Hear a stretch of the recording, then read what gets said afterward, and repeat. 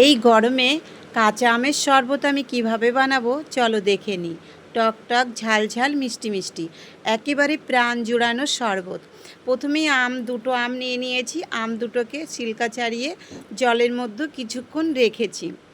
জলের মধ্যে রাখলে আমের যে কষ ভাবটা কিন্তু চলে যাবে, আর তার সাথে কিন্তু একটু লবণ দিয়ে রাখতে হবে, তাহলে আরও কষ ভাবটা চলে যাবে।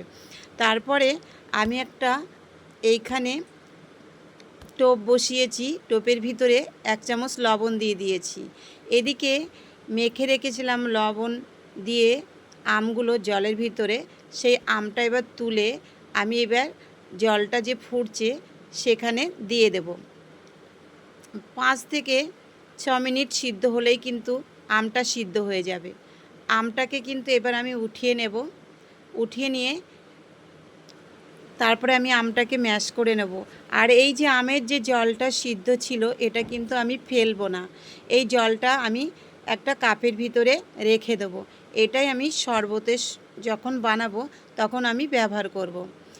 এইবার আমি যে মশলাগুলো দেব সেই মশলাগুলো ভেজে নেব। যেমন এখানে দিয়েছি ধনে আর শুকনো লঙ্কা।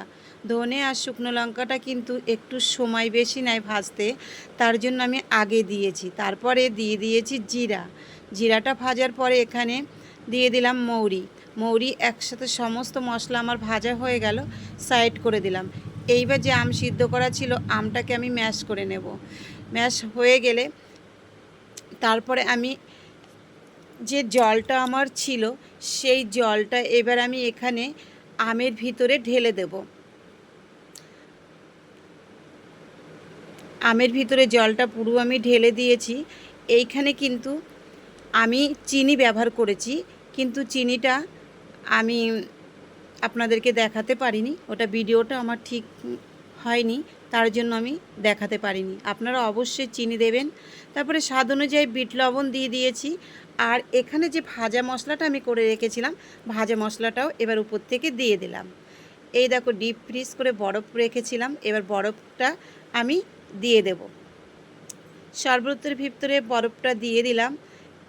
এইবার আমি একটা গ্লাস নিয়ে নেব। গ্লাসের উপরের অংশটায় আমি একটু লেবু রস মাখিয়ে নেব। তার আগে বলি, আমি প্লেটে কিন্তু বিট লবণ আর লঙ্কা পাউডারে নিয়েছি। এইবার আমি গ্লাসটা ওই প্লেটের যে মশলাটা রেখেছি মাখিয়ে নেব। গ্লাসের মুখটা বেশ মশলা ভালো করে মাখিয়ে নেব। যখন আমি জুসটা খাবো তখন ওই যে বিট লবণ আর লঙ্কা পাউডারের যখন আমার মুখে আসবে তখন কিন্তু আরও টেস্টি লাগবে। এবার আমি গ্লাসের ভিতরে কিছুটা বরফ দিয়ে দেব আরও টেস্টি হওয়ার জন্য। যেহেতু গরম খুব পড়ছে, ঠান্ডা ঠান্ডা যত বেশি ভালো লাগে খেতে, তার জন্য ঠান্ডাটা একটু বেশি দিয়েছি।